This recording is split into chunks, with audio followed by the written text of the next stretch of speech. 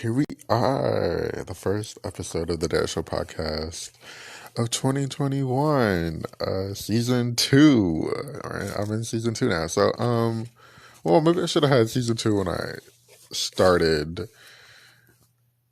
the day I started. But anyways, yeah, we're in the new year, and it's still some old shit we got to talk about. Still some new shit we got to talk about. This is a podcast about music reviews. I do music reviews. I do pop culture. There's a lot of pop culture I'm going to talk about today. One being Andrew Caldwell. I don't know if you guys know who Andrew Caldwell is. He is a former, well, he became viral, like one of the first like viral people. I think he said in like 2014. And he became viral for being quote unquote delivered and this ridiculous banter and testimony in church. And so now, he's just like a tyrant and definitely a menace to society these days, thinking he's a celebrity and he gets paid by Instagram and he's an influencer. And he's a scammer. He's definitely a scammer. But most recently, I've been wanting to say this for so long, but he has a court date next Monday, January 10th. And first of all, wait, shout out to all of the Andrew Caldwell people that try to keep him accountable. Starting with the Usher board. Who sells coffee cups? Who sells mugs? Not me. The Usher board. Oh my gosh, it's hilarious. The Usher board, I think, was the first content creators about keeping Andrew Caldwell accountable or exposing his lies.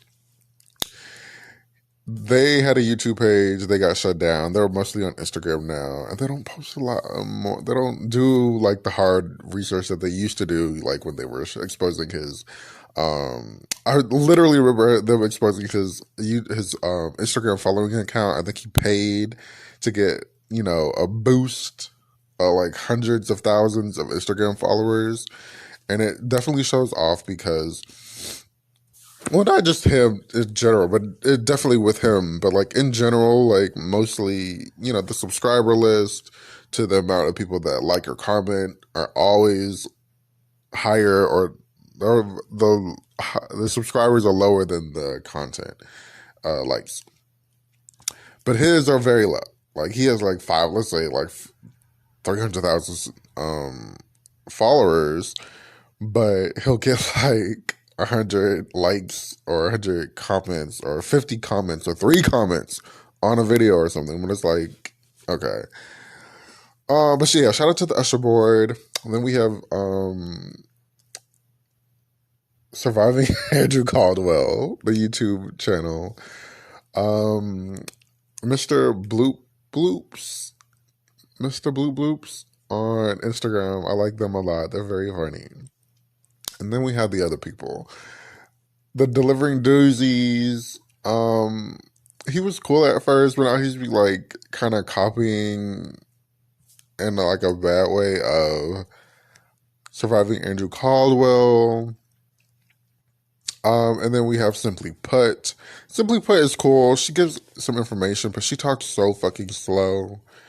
And she talks like she's just waking, like me, like she just sounds like she's waking up, and she repeats herself about 10 times just to get the point across.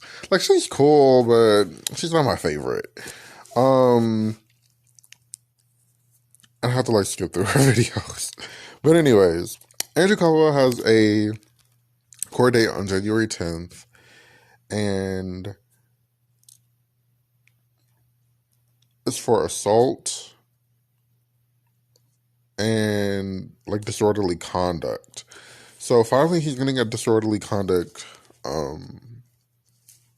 charge because that's what he deserves. Like, and he said somebody just can't. He made it seem like somebody just came up and hit him with like a basket. But I'm like, he's like, but I'm just like, you obviously did something because you're a tyrant. You obviously did something to somebody to make them, quote unquote, hit you with a basket. And it's on camera. And I'm like, okay, why don't we have any camera footage? We'll see. But like the fact that you got two charges means something else was going on or something else happened afterwards. But I came on this to mainly say that his loaner car was stolen. His loaner car was stolen, and it definitely looks like a setup. It definitely looks like um a fraudulent case. You know, he's lying about what was in his car. He's lying, and then he'll his lies don't match up with the what his lies. His truth becomes lies because they don't match up with what actually is happening. First of all, the car was a loaner car; it wasn't your car. Then you were like, you say you saw the person come out of. Well, first of all, you left your keys. You left the keys, the key fob, your wallet, but you didn't leave your car in the car. So how do you? What are you expecting really at this point? And you're going into a store to buy something, but what are you buying it with? What are you buying it with? And then you also had your fur. You didn't have your, Elmo fur on when you were first reporting live that your car was stolen. But then you go on the scene. Okay, maybe the fur wasn't in the car. Maybe the fur was in his house or something. He went to his house. I don't know. But he's lying about it. He has to be lying about it because then the people that, I believe they said the people that stole the car parked it not too far away from his house, from his apartment, I'm sorry. And they like parallel parked it. It wasn't damaged. No scratches, no damage. The seats were laid back, as he says. I don't know what that means. um, yeah, Andrew Caldwell is a mess. And he set this whole like his car got stolen thing up with the detectors and Dirk Brown. It's just a mess. He's a fucking mess. And then, oh, I meant to read you guys something. So then last night I saw he was on live and he was talking to, he had like a quote unquote panel on Instagram Live and he was talking to this 16-year-old boy. And the boy just brought up a comment. Because I guess I didn't see the comment, but he was like, people were saying something was wrong with his mom or something like that. And he was like, hey, Andrew, what's wrong with your mom? And so Andrew took it as you're talking about my mom. But it's like, Andrew, what are you talking about? He like flipped off. He was like, you're talking about my mom and your mom's probably a crackhead, a drug abuser. And the funny thing is, Andrew, he'll lash out and say negative things, but then the negative things also apply to his life. Like then he's like, yeah, my mom has messed up teeth, or she has some kind of dental disease, and um, she was a crackhead or something like that, and she didn't raise me or something like that. And it's like, yeah, so why did you just tell this 16-year-old boy who told him his age twice? I think Andrew was attracted to the 16-year-old boy because why else are you talking to this? Why are you talking to these little kids on it live? It's a little weird. Not a little. It's a lot of weird. I think he was attracted to the 16-year-old boy, and he didn't off jump know his age, but he did. The 16-year-old dude did tell him his age twice. He's like, I'm 16, and then like 15 minutes later, he's like, oh, I'm 16. You asked me, and I'm 16. But then he was like calling the little boy gay. He was like, you look gay, and you have like butter teeth, and he had braces on. He was like stunting on his braces, and then he was like, you look like you live in the ghetto. It's like, no, Andrew, you live in the ghetto. And then he was like, "Your photography dream," because he was like, "I want to be a photographer" or something like that. And he's like, "Your photography dreams will never happen." He was just being so disgusting and so mean. He did apologize, but that's only after the people like in the comments were like, "You're so fucking wrong," and stop being so mean to the 16-year-old child who said nothing about your mom. He just asked you what happened to your mom because people are saying something. And he's like, "I'm not even a fan like that. Like, I have a life."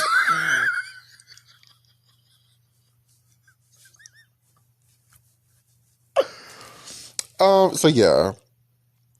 Also Andrew is in this like false ministry. He thinks he's a prophet. He thinks he's a pastor. I watch like it's my guilty pleasure. Like I really do watch a lot of these Andrew Caldwell videos. But the crazy thing is that Andrew is always he's a tyrant online. He's always stunting and paying the shade room to get attention or whatever Instagram blog. How did those Instagram blogs even come to fruition? Like, where did they come from? Like, how did they get their genesis? And how did they get their clout? Well, maybe not clout. How did they get their, I guess clout is the word. I think we've all say clout as a negative. But anyways, so here's a false ministry, and it's crazy because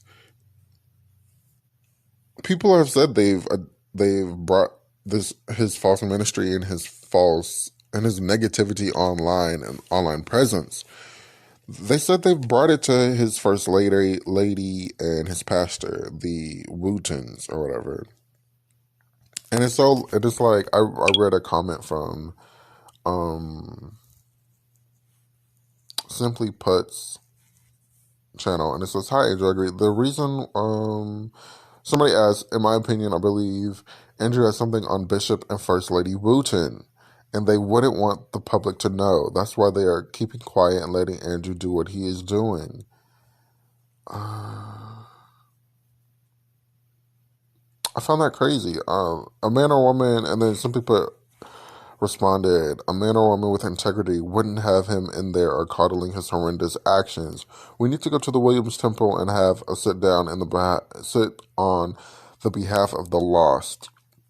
They need to know that sending their wolf out to spiritually abuse people is no longer acceptable." Well, why is that no longer acceptable? Okay, I guess it was a thing. Um, yeah. Like your first lady and your pastor are condoning or not saying anything to you about this, it's very problematic. And I blame them. That's what I'm saying. I blame them. Because they're the current people in his life who is clearly accepting this. Like, as a pastor and a first lady, aren't you supposed to keep people in a good, right path as much as you can without being, I guess, too invasive, but also not condoning stuff? Because it does seem like you're condoning it by not saying, "Hey, you need to stop," or it's just a mess. It's a mess. So next Monday, I guess we'll figure out what's going on with Andrew, if he's going to get locked up or not. But let's go on to another troll, another celebrity. So Oprah is always being trended on Twitter.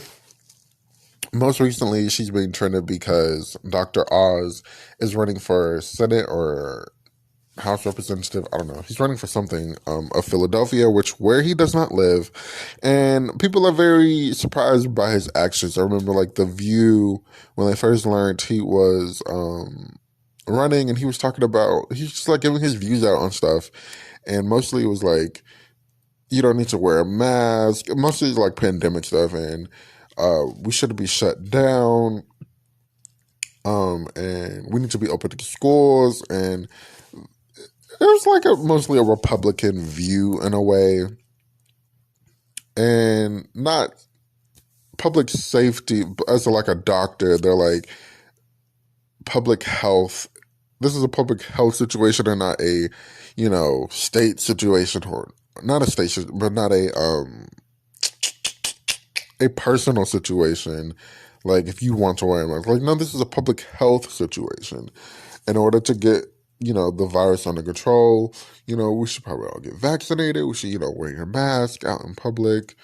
And if you're not going to, get vaccinated, please wear your mask and take the proper precautions. We're still in the pandemic. And so, people are back going on Oprah, ragging on Oprah still. Oprah doesn't care. She's turned her replies off on Instagram so nobody can directly reply to her. And that started all, I remember it started all with the backlash from the Finding Neverland, I think it was called, the documentary about Michael Jackson, and how she condoned it and had like the interviews. And I'm like, sort of, I believe you. And it's like, you're being very hypocritical. And then people were like, where are your interviews and your documentaries about Stevie Weinstein, Steve Weinstein, whatever that dude is, the rape dude in Hollywood. When you were like friends with him, and I think he produced some of your movies, but yet you were a fan of Michael Jackson. It was a very bad look and weird look for Oprah at the end of the day. It didn't age well, as people say on Twitter. But she, they're bringing up, Dr. Phil is a fraud.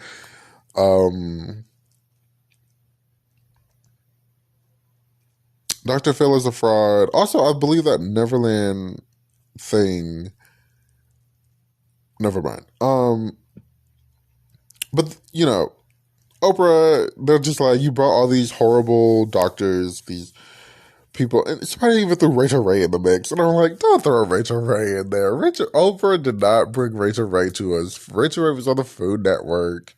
Oprah brought Iyanla, Dr. Phil. Iyanla was supposed to get her TV show right as Dr. Phil got his. She brought Iyanla, Dr. Phil, Dr. Oz into America, and they're all sort of fraudulent or not what we thought they were. So it's like Oprah, I guess people want Oprah to take accountability, but she does not care because she is out doing her thing. Which is I find funny, and I also believe Monique when she talked about Oprah, and I find it crazy that Oprah doesn't want to have a conversation with Monique. She'll have a conversation with anybody else about anybody else except for Monique. Red flag. Residencies. I didn't know Katy Perry did a residency. I guess I talked about it when I talked about Carrie Underwood's residency. And Katy Perry's residency started this week. Last week, I'm sorry. I think it was like the 30th or 31st last year. And she's a doll in it. Play? What did I write play? I don't know. Oh, it's called Play. Katy Perry, her show is called Play. And it's very camp. It's too camp for me. Like, I love Katy Perry. I do like Katy Perry. As you know, like 365 is my jam. If you listened to me last year, welcome. If you listen to me this year, let's go on this ride together. Katy Perry is too camp for me, and it's not my cup of tea. It's too camp. Like, I don't even think her last couple of tours were that camp. I think the last tour that was very camp was Teenage Dream tour. And I'm just like, she's so fucking corny. It becomes corny. It's not even, the camp becomes corny because, she's a singing lamp, and she's singing in a toilet, and she's singing with a duet with a piece of poop, and it's just too much. You can look at the pictures and the clips online. It's too much. I said she was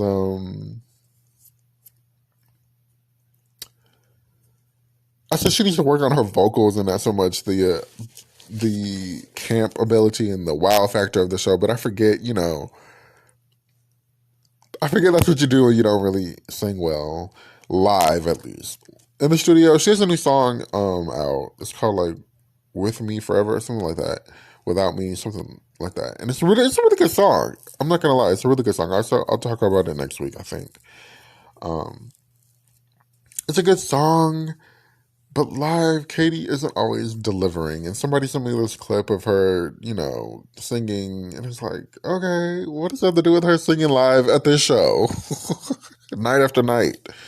Also, Katy, she is the most, what's it called? Award winning, not award winning. She's the most. Her salary is the highest of a Vegas show ever. It's $168 million, and I'm like, I hope they make that money back. Well, I guess people are coming to see her sing with poop. But hers was 168 million. Gaga's was 100 million. But I'm like, what the hell were y'all paying Celine for all those years? For like 20 years. What were you paying Celine for Katy Perry to come in and get the highest contract? Like, what? Also, I'm surprised, LA or New York hasn't cashed in on the residency thing. Like, it's only in Vegas. I find that interesting. Usher's in Vegas. Carrie Underwood is in Vegas. I don't know who else is in there, but shout out to Vegas. Okay, well, I'm going to take a quick break. We're going to take a listen to our first sponsor of the day, and I will be right back. All right, we're back here on the Day Show podcast. So, wait, let me first say this. The Grammys, I believe, are being postponed until in a couple months because of the new variant coming around. Which I kind of think this new variant isn't. I think they said it's more. You can catch it a lot easier, but I kind of feel like it's just.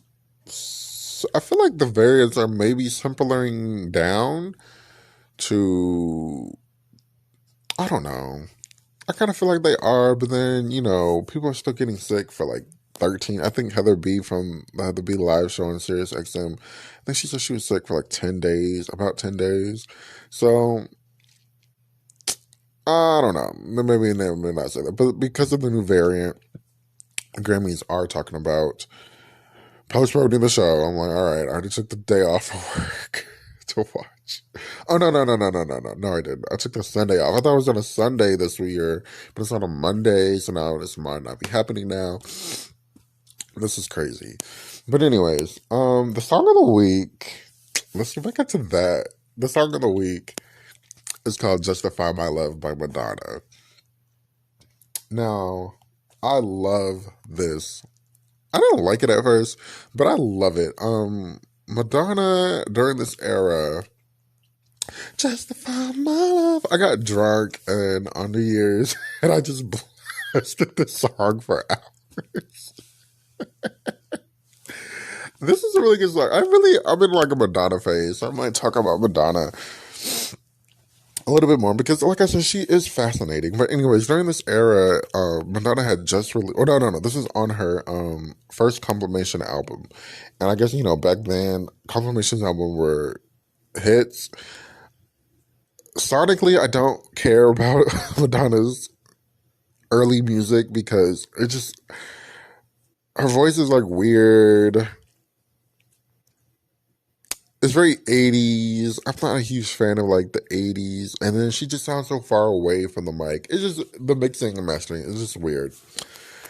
But she has hits. So she released her first compilation album called The Immaculate Collection. And this is on there. And this sparked a flame into quote unquote ruining her career, which the Erotica album, quote unquote, ruined her career. The Erotica album, the Sex Book, and Justify My Love video kind of ruined her career. They didn't want to play it on MTV. It was too sexual. She just, she was. And the one thing I'm going to talk about Janet in a few seconds. The one thing I am shocked about is Janet and Madonna kind of went through their sexual exploration at the same time. I guess Janet was a little bit more subtle, which is why, it was a little bit more tasteful in a way. Madonna was very, dominatrix and nipples everywhere and very sexual. But the song, Justify My Love, it was written and produced by Ingrid. who I think is singing. I don't think Madonna's singing. I think Madonna is just talking.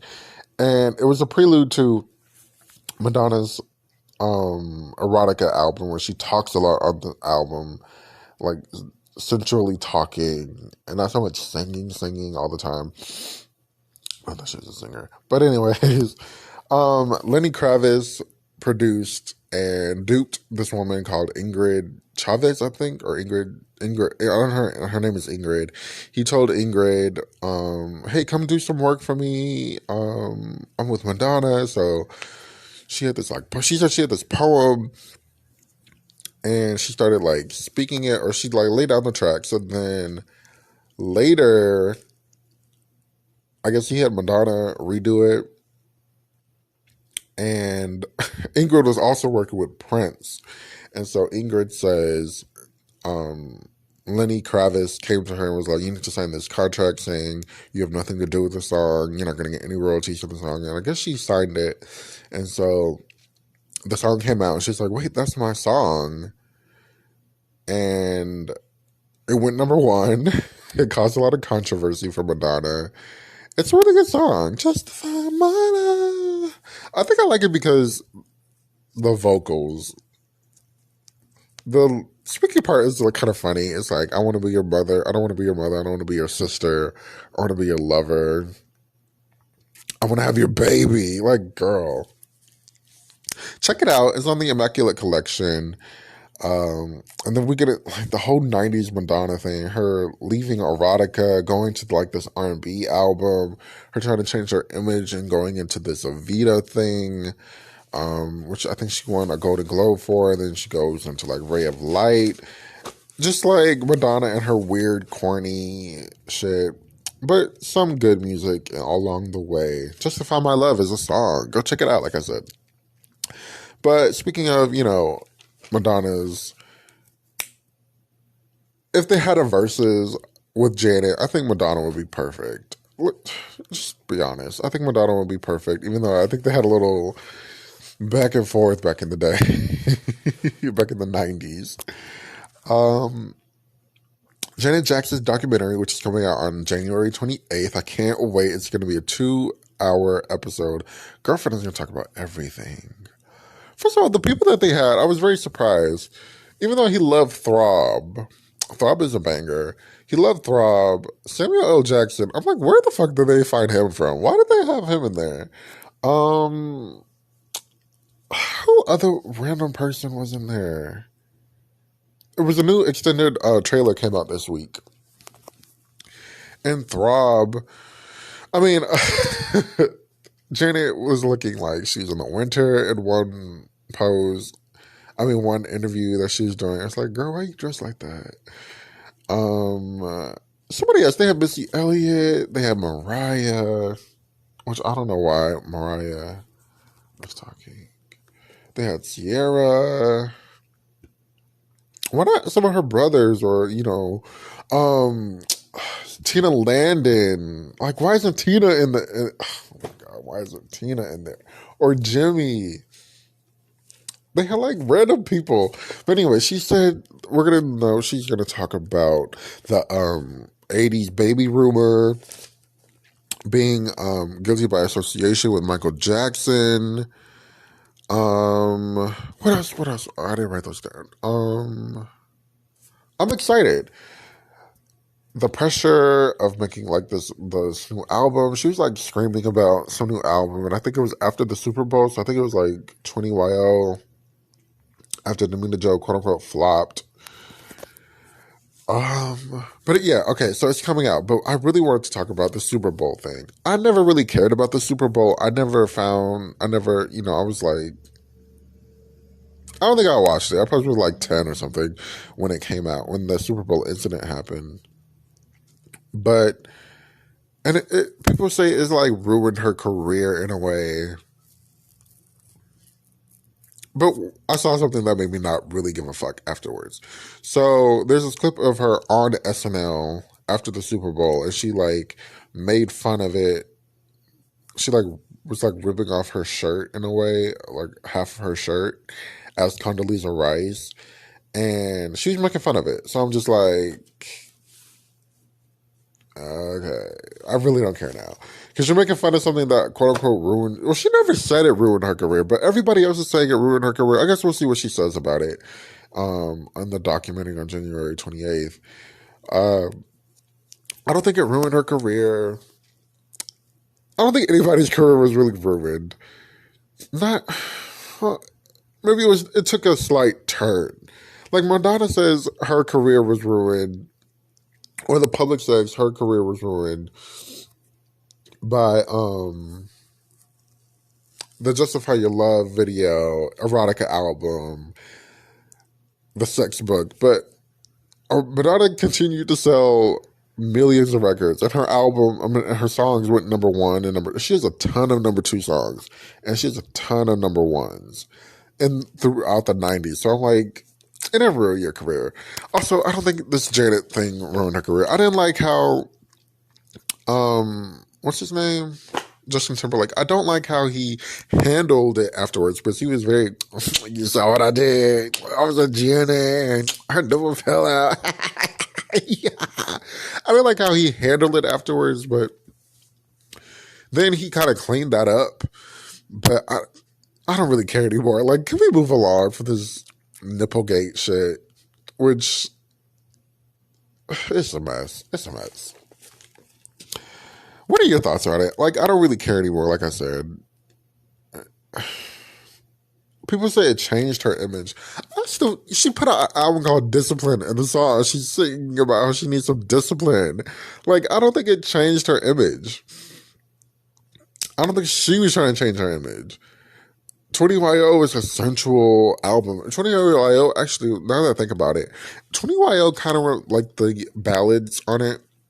It kind of reminds me of Funny How Time Flies in like the late 80s. But she was still very sensual, even on Damina Joe, Moist and Wet. Wait, Moist and you tickling it? You can hit Moist. What's the other one? My hands are stroking. She said stroking up and down. What is that song called? I can't remember it. She's still very sexual and being very sexual expressively. So excited. Like, come on. Okay, I never heard of it. Anyways, somebody on Twitter was trying to tell me that Nene Leakes is a singer. Nene Leakes can hold a tune. There's this video of her singing Midnight Train to Georgia, doing like karaoke at her lounge. And somebody was trying to tell me, Nene is a singer, and I'm just she's on Broadway, so she's definitely a singer, or whatever they said. And I'm like, no, anybody can be on Broadway. Broadway with like celebrities that I've noticed. Broadway is very forgiving if you're a celebrity in terms of singing. We could take what she did. She was in Chicago. She was Maiten Morcha or whatever. The role originally by Queen Latifah. Queen Latifah is a rapper. Queen Latifah is not a singer. Queen Latifah can sing. She is not a singer. Yes, she has a couple of singing albums. That does not mean, none of them got Grammys. The role she did, I think she did win an Oscar. I think we forget Queen Latifah won an Oscar. That's pretty big. Anyways, or she was nominated, whatever. Sure, the role got Oscar nominated, Oscar winning, but it wasn't, well, let me check that out. I'll check it out afterwards. But it wasn't like they did it for her singing.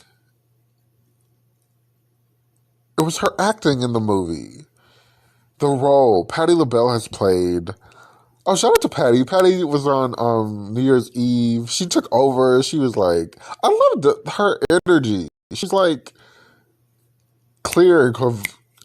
She was clear and she was aware. I forgot she was on there. I meant to write that down. But quickly, Patti, she showed off her new grandson. She had lots of food. She got a cater. She looked beautiful. What else? I don't remember what she talked about much.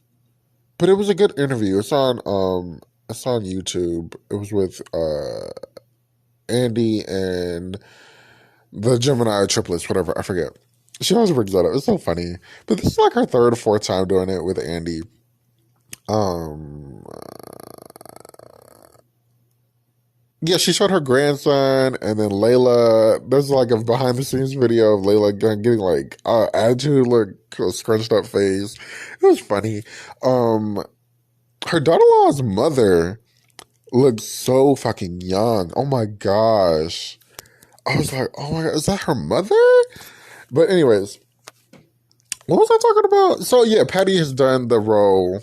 Made Martin Motra. Patty can sing. Patty's a singer. She's a professional singer. Lisa Rinna, Erica Jane, all these like actresses and reality stars and people, they've played that role. So I'm just like, it's not a singing role like the main character. She's a main character, but she's not like, I think she's actually a supporting character. Wendy Williams is not a singer. Wendy Williams has played that role. So I'm just like, and then Cinderella, okay, she played the godmother. That's not a starring role. Cinderella is a starring role, baby. I might be a little wrong. But Nene is not a singer. Nene can hold a tune. Nene does sound good every now and then. But maybe if she like took lessons or something, it would have sharpened up her vocal. Definitely, actually, I think if she takes lessons, she could probably definitely come out sounding very, very, very well. Right now, she sounds very well, but I think she could sound better. But Nene's not a singer. Just because she's been on Broadway does not mean she is a singer. Nene is an actress who is on Broadway. Anyways, that's the end of this show. Follow me on Instagram if you like. Leave a comment on YouTube. Check out my YouTube page. It's my Instagram is my love money tonight. I don't post a lot on there. This is too much. I'm trying to promote this podcast. It's another job, baby. Shout out to the first episode. And next week we'll be back for some more. Let me know what you think about the topics. Leave a comment, definitely. And thank you for being here for the Dare Show podcast.